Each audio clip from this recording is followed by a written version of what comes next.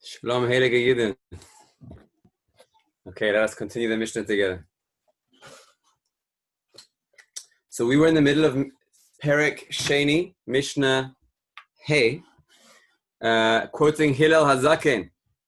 And we're continuing, Lo habayeshan lamed, velo hakapdan melamed, velo kol hamarbe b'schora machkim, v'makom she'ein anashim mishtader lihiyot ish. This Mishnah, we're going to continue with the same two questions that we asked on the first section of the Mishnah. Point number one is, this Mishnah doesn't teach anything which is obvious. Anything which is simple and that it could be written in the book of the secular educational workbook, that if someone is embarrassed, they won't learn, and the reason given is because they'll be embarrassed, they won't ask any questions. That's something which is simple and doesn't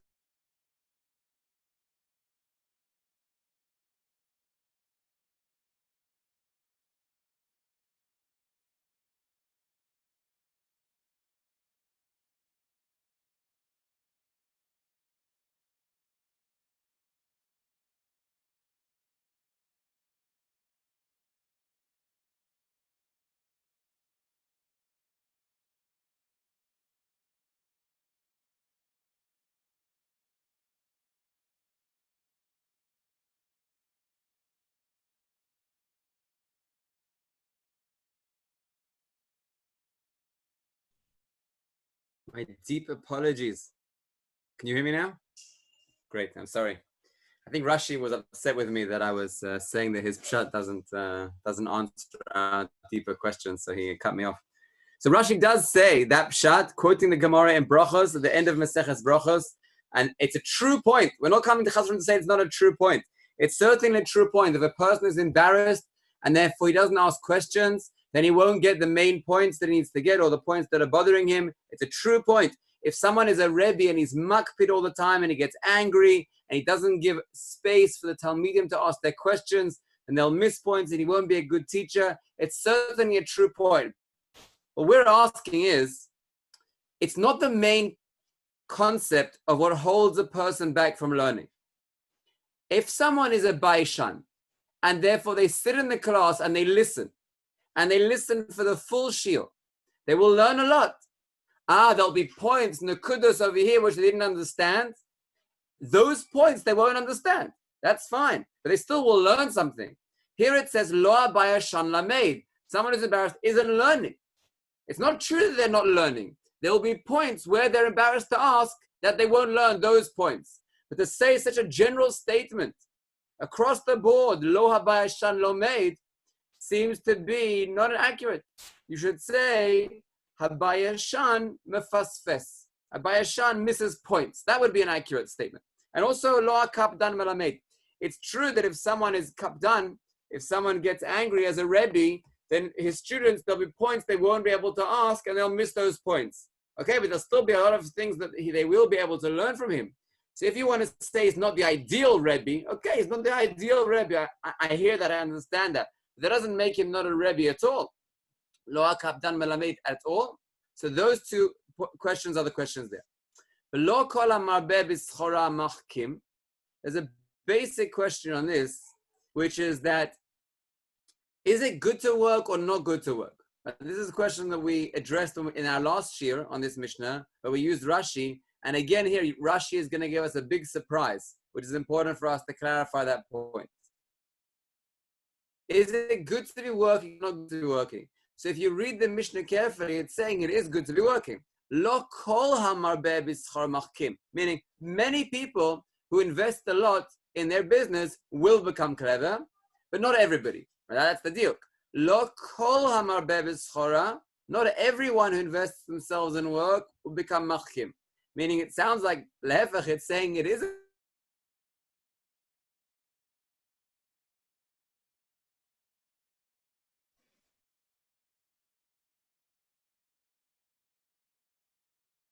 when you read Rashi, Rashi says the exact opposite. Rashi is mimadaik. He says, if a person wants to become clever, he needs to involve himself in Yishuv HaOlam. He needs to involve himself in business, bein b'schora, and in other learnings, bein b'shar chochmei darkei haolam. So the way Rashi understands this mission is the exact opposite of what you would naturally think. It's encouraging you to go and work. And so then what is actually the point of the Mishnah? What is it saying over here? What's the mahalach? What's the flow? And the last statement, the standard interpretation is, of makom she'ein anashim hishtadel lihiyot ish, in a place where there aren't people, you be that man, which Rashi interprets to mean regarding tzarchei tzibur. Meaning, you will often find other people who are more qualified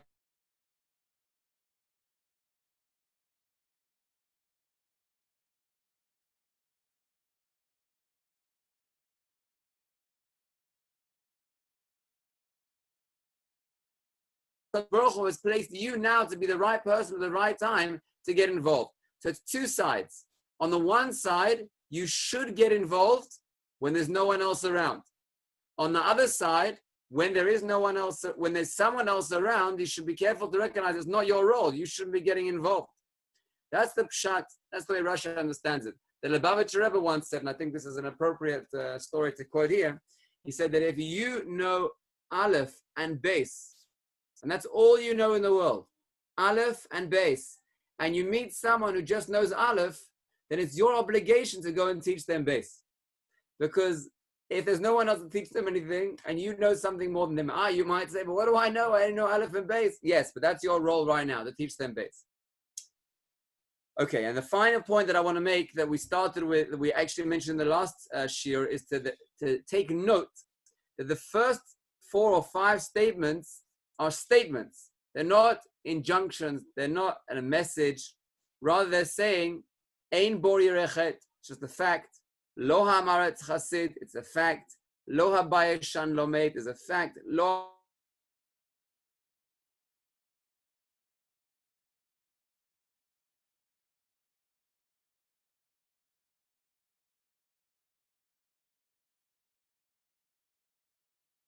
which doesn't really seem to connect to the first 5 points. Why are the first 5 just statements? They're not telling us anything really.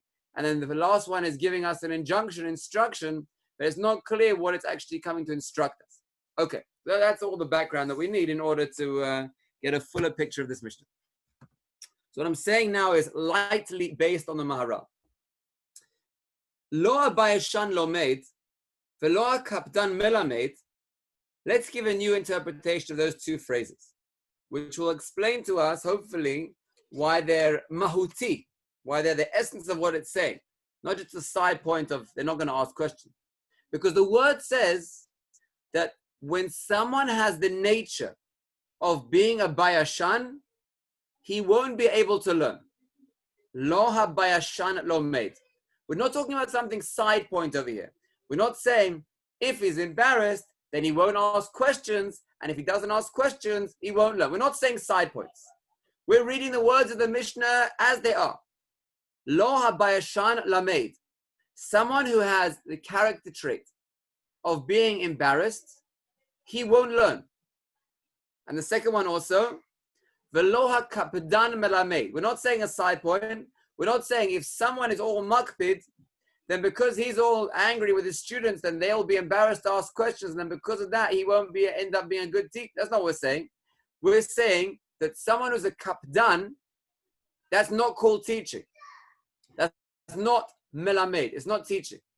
So we have to understand what that means in a little more depth. I'm gonna explain it with another question. This is from the Maharal. The Maharal is bothered by another point. Busha, in Torah sources, is positive. One of the 3 traits that define Jews, the characteristic of being Jewish, is Rachmanim Bayeshanim V'Gomelei Chasadim. It's our very essence of what we are. And even going a step further, and this is a fascinating point, on Shavuos, there were 2 things that happened. 1, we received the Torah, and 2, there was a Ma'amad Har Sinai. There was a sound and light show. What was the purpose of each of those? So the giving of the Torah is very clear, to give us instruction and guidance as how to do the will of Hashem in this world. That was the giving of the Torah. What was the purpose? Chazal say, what was the purpose of the Ma'amad Har Sinai? To imbue us with busha. That we will be a nation who has, not in the negative sense of shame, but in the positive sense of shame. The word busha is something positive. You have one extreme of someone who's brazen. You have another extreme of someone who's self-defeating. And you have a middle, healthy busha, which is where a person recognizes that it's not about him, and he would be ashamed, not in a negative sense, but in a positive sense, to take credit for himself. He has a lot of self-esteem. He's not on the extreme over there where he's deflated. He has a lot of self-esteem, but he's not attributing it back to himself. So why here, where we're talking about Torah, about learning, which is Mamad Har Sinai, then why here are we mentioning Dafka, that trait which was given to us at Mamad Har Sinai, and saying Lo Habaya Shan Lamed? Why is it suddenly a bad trait? It's supposed to be a good trait. It's supposed to be something which is always encouraged. So let's make a chiluk. There are two types of busha. If we take the spectrum of brazen versus embarrassed, or shame, having shame, then there's two levels where that applies. There's one level where we'll go to the one extreme and we'll say that, let's say, busha is the healthy. And there's the other one where we'll go to the other extreme and we'll say that being brazen is healthy. And this chiluk is very important, because people who don't work on themselves and they just have one way across the board, then sometimes it will be healthy and sometimes it will be unhealthy, or the reverse. Sometimes it will be unhealthy and sometimes it will be healthy. But if you know when to use the appropriate busha and when to use the appropriate being brazen, in each in the healthy place, in the relevant place, in the appropriate place, then you'll be able to hold on to HaKadosh Baruch Hu's will in every given scenario. So let's explain this clearly. When you relate to other people, let's say you have a conflict with someone, or you're having a debate with someone. So then, the best milah that you could have over here is to make a pshara. You cancel the mistake, cancel the argument. It's not about you, it's not about me. Imagine a husband and a wife. A wife wants to do something a certain way, and we're not talking here about a halachic matter.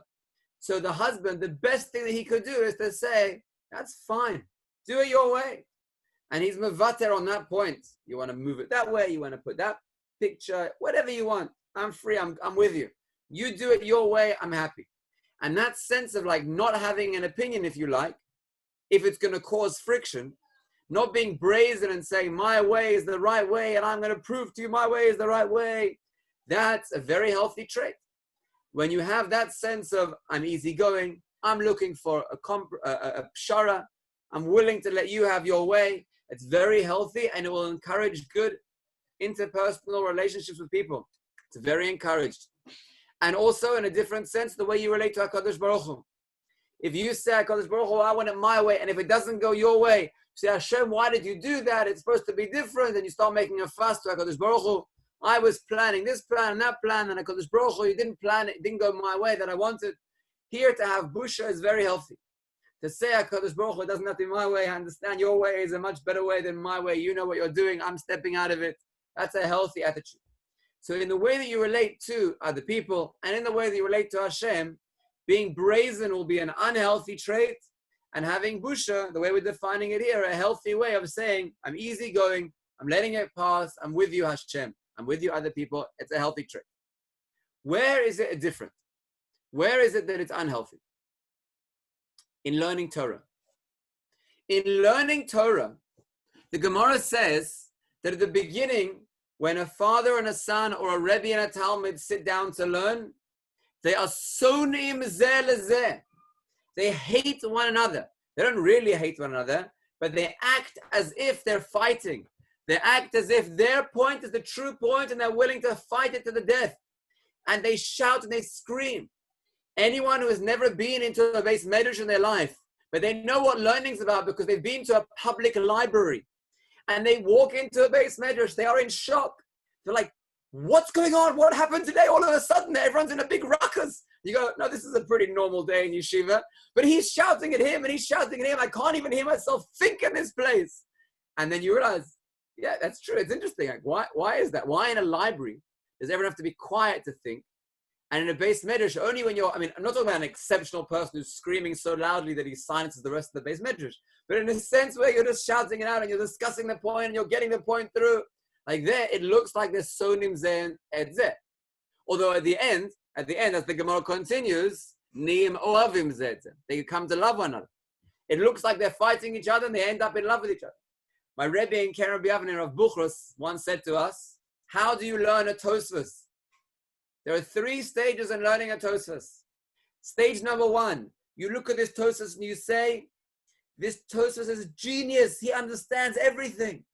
That's stage number 1. Then stage number 2, you bring him all the way down to your level and you say, he doesn't know what he's talking about. He used the wrong word here. That's a krum svara. It doesn't make any sense. How could I say that about Tosfos? Yes, for the sake of MS, I'm willing to do it. It's nothing personal. It's for the sake of truth. And I break down the Tosfos and I argue on him. And the third stage is where after I've done all that and realized that all my questions were hopeless and all of his understanding was genius, then I go back to that lofty state. I say, wow, he was a genius. But stage 1 and 3 are not the same. Stage 1 was an imagined stage. I'm sure, I believe, I imagine that he's a genius. I don't really know, but I just presume that. Stage 2, where I bring Tosfos down to my level and I treat him as a friend, that I'm willing to fight with him. That's a stage where I'm not giving him honor temporarily, but ultimately that's going to result in the highest form of honor. And I fight and I challenge. And then when I get to stage 3, which looks like stage 1, either way I'm giving honor to Tosfos, but it's come via a place of true respect. I've come to understand deeply the emes behind Tosfos' words and not just accepting them because he said them. So when it comes to Torah, our role is to be brazen. Our role is to be fierce. Now, coming from England, that's not very comfortable for me. And not only coming from England, but my particular personality, who I am and how HaKadosh Baruch Hu made me, it's a very challenging concept. I'm much more on the leaning on the side of Busha, whether it's with other people and even in respect to Torah as a person. But what's the danger in that? Look what's going to happen. I'm learning Chavrusa with someone and I say a svara and they say a svara and I say, okay, good svara. I don't want to make a fuss. I don't want to shake the boat. I don't want to make my Chavrusa upset here. He said a good svara, sounds good. I don't want to push it too much. Like I do with other people, I do with my wife and it works well. I let her do her thing. Like I do with HaKadosh Baruch Hu, I put my faith in her, trust in him. So too with my Chavrusa. He said a svara, good. I like your svara. Let's go with that. I'm with you. We'll go with your svara. Now, it's not just a question of between me and him. It's a question of emes. And what happened there in my saying that was a chilul Torah. The truth of Torah won't be revealed. HaKadosh Baruch Hu placed every Jew in this world with their chelik in Torah. And the way you come to the depth of revealing your chelik in Torah is through fighting. It's never personal. It's not about me and him. It's about the svara that I thought of and the svara that he thought of fighting each other out. Just I'm representing the one side and he's representing the other side. If you like, you could make it like a debate. Okay, you pick the side of the Republicans and you pick the side of Democrats and let's see, fight that. It's not about me or you. Or if you want to take modern politics, you pick the side of the economy, Minister of the Economy, and you pick the side of the Ministry of Health, and you can fight it out. Should we let Bochrim back into Israel? The Minister of Health says, no way, it's terrible, it's big. America, that's where all the source of Soros is. You let them in, it's going to be a plague in Israel. The Minister of Finance, Americans have money. If they come, we will be rich again. So they're now the truth is that if you would switch their roles, if you would put the Minister of Health in the role of finance and finance in the role, they would say the exact opposite. Because it's not about them. It's not about the ego. It's not about my opinion is better than your opinion. It's about you represent the truth. This is a truth and this is a truth. Let the truths fight it out. And then it's not personal anymore. You could fight and fight and fight with your chavrusa. And the end, when he proves you wrong, you hug him and you give him a kiss. You say that was a beautiful pshat. Like Rabbi Yochanan and Reish Lakish, everyone knows the story. Where Rabbi Yochanan loved Reish Lakish not because he was proving him with 24 points, but because he was contradicting him with 24 points. And that brought him to the case of Emes. And he loved him because of that. And he wasn't able to continue living without him. O Chavrusa o Misusa. He wasn't able. Why? He wasn't your yes man. He wasn't supporting your view. He was contradicting you constantly. But that's how you come to truth of Emes. And that's why Hillel and Shammai who are Beis Hillel and Beis Shammai, who are constantly arguing, they married into each other. Their daughters and their sons married where there wasn't a conflict in halacha, they would marry. Why? Because emes is not personal. It's not my view versus your view. So those 2 points that I mentioned before don't actually contradict. When it's my relationship with other people, or where it's my relationship with Hashem, there it's about me and you. Either the small u or the capital U, but either way, it's me and you. So there it's about being mavatir. There it's about having busha. There, don't make a fuss. But where it's about the view of Torah that I'm currently representing and the view of Torah that you are currently representing, there it's not about me or you. It's not about the ego here. It's about coming to a point of truth. And you have to have azus. So now we can understand. When it says the phrase, lo habayashan lomed, it's not talking, it's also talking about asking questions, of course. But it's saying something much, much deeper. If a person has a tzuchuna, a characteristic of being a bayashan, that he's going to say, yeah, your view is fine, we'll go with your view, whatever you say, that's okay. Then even if it's not relevant to questions, it's nothing to do with questions, even if he's learning by himself, not even about the chavruta, but just having the mindset of being easygoing, not making a fuss, then he's not going to come to, he's not learning. He's not going to come to the depth of truth. He's not going to come to a deeper understanding. So that's lo habayashan lomed, according to the Omek. Never mind questions. He won't be learning because he'll just be agreeing and appeasing everybody else and their opinions. And the same idea with lo kapdan melamed. What does it mean, lo kapdan melamed? And this is the flip side of the coin. We just said that it's not about you personally, but rather it's about the truth of what's being said. When a Rebbe is kapdan, then what's essentially happening? It's not necessarily about the truth of the Torah. Rather, he's a makbid that it has to be his way, and the way he's teaching is the right way. It's a terrible thing where a Rebbe makes a box and everyone has to fit into this box. This is the derech halimud, and if you fit in, then you're a Talmud, and if you don't fit in, you're zevel. What is that? Where everyone has one way. When HaKadosh Baruch Hu gave the Torah on Mount Sinai, Chazal tell us that everyone heard the Torah according to their own unique way. And the truth is only heard through the conglomerate of all of those ways working together. When a Rebbe is teaching in a way that every Talmud can ask his questions and find his way and come to his truth, then, and the Rebbe delights in that. The Rebbe is teaching the Rebbe's way, but when the Talmud asks a good question, he says, oh, that's brilliant. And then he adapts according to that because the Talmud asks a good question. And then he's building the Talmud from the Talmud's own perspective. And every Talmud who comes to him with a different perspective, he'll build them where they are, build them with everyone he builds, who they are, where they are.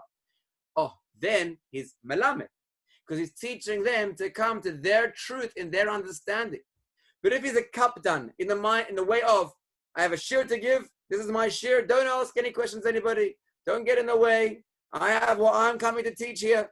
And if you ever want to know, this is emes. And if anyone ever tells you another pshat, it's sheker. That wasn't from Muhammad al-Sinai. Only this way was emes. Oh, it's emes. So he's not melamed. Because he's not teaching Hashem's Torah. He's teaching his ego. And he may think that it's Hashem's Torah, but once he limits it to only being his way, then he's limiting HaKadosh Baruch Hu kivyachol. He's not allowing each Talmud to develop the Talmud's way of learning to come to his truth of Torah. And therefore, it's not just the point of he won't let the Talmud ask, and therefore the Talmud won't learn well. But he's not melamed. He's not someone who's doing limud. Right now, there's not learning taking place, because he's not enabling the Talmud to teach, to be able to learn his own way of learning. So that's Eina Bayashan Lamed and Eina Kapdan Melamed according to the Omek. According to understanding, that's the Etzem of the Tzuchunas HaNefesh. Now, V'lo kol ha'ma'aveh b'schor ha'machkim. So we mentioned in Rashi, the last time we learned this Mishnah together, that by being involved in business, it creates one to be wise.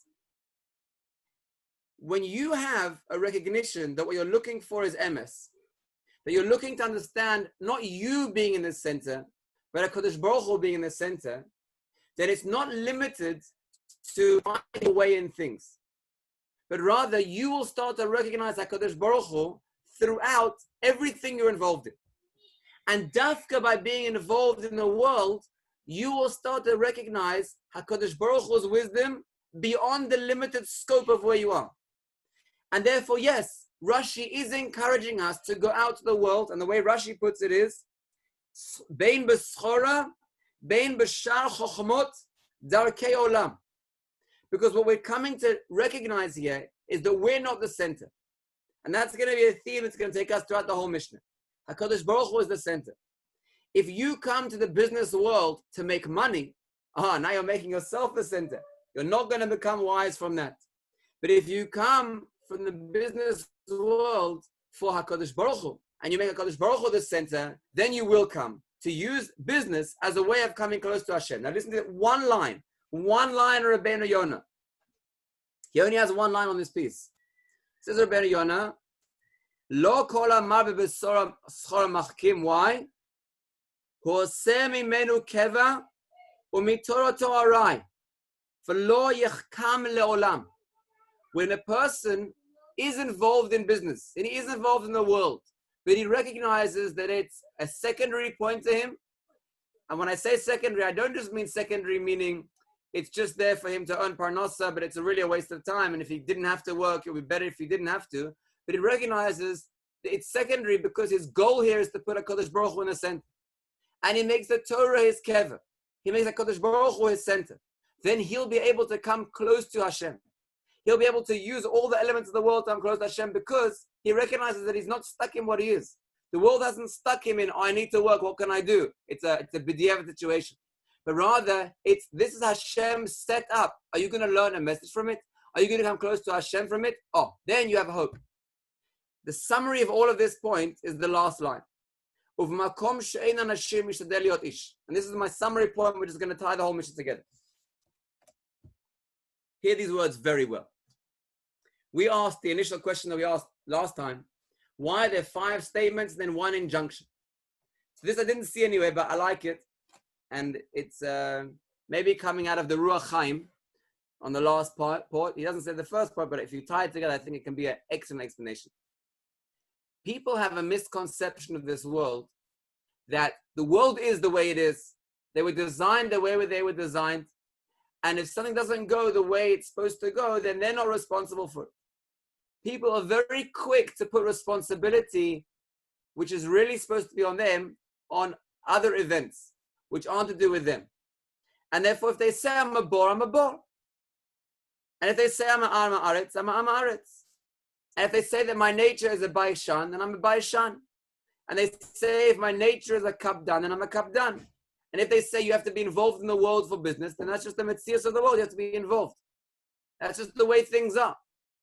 If you view yourself as determined, you're stuck. Ein bor yerechet. Yeah, that's right, you're stuck. In the situation you're in, you're not going to be yerechet. Lo am haaretz chassid. If you're stuck in that situation of being am haaretz, you're never going to reach a higher level of being a chassid. That's just who you are, where you are, determined. Lo abai shan lomed. That's your nature. That's your nature. You're never going to learn. Stuck. Like when you read that, what hope is there for you? Lo abai shan lomed. It's not giving you instruction on how to get out of it. He's just saying it's a fact. If you view the world as determined, it's a fact. That's just the situation. Lo kapdan melamed. I'm not cut out to be a rebbe. I'm a kapdan. What can I do? Lo kol amar b'schora machkim. Okay, I'm not going to become intelligent. I'm not going to become wise. I have to be involved in the work. And then comes the last statement. We're not going to learn it like we learned it before, according to Rashi, that if you need someone to be involved in a public situation, so then you should get involved. But there are another interpretation. Uvmakom she'ein anashim, hishtadel liot ish. If there's no one else around, you have to be that man. You can't rely on other people coming and encouraging you to be who you are. There will sometimes be other people giving you encouragement and building you, but not always. It doesn't exempt you. You can't say, well, if I would have had a Rebbe, and if I would have had a parent, and if I would have had an environment, you can't say that. If you have that, you're lucky. Maybe they'll build you. But when there aren't other people around, recognize that you can take responsibility. If you are a bor, you don't have to remain a bor. If you're an am haaretz or a baishan or a kapdan, or you have to involve in business, you don't have to remain there. You have to remain on a level which is lower than where you are because you're not determined in any way. If you find yourself with no one else around, then you don't say, oh, I can do whatever I want now. B'makom she'ein anashim, even if there's no one else around, ishtadel liot ish. You have to be that man. You have to recognize the responsibility lies within. It's not because of social pressure. It's not because everyone around me is doing it.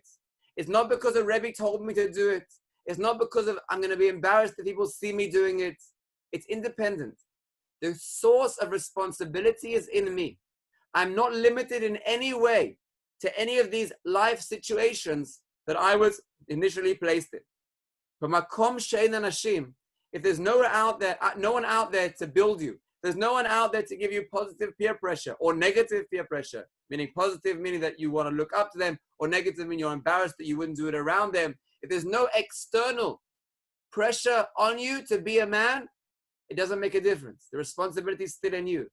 And this concept holds many, many, many people back. They either say explicitly or they subtly say without realizing it. They say, okay, what can I do? This is just who I am. I'm limited.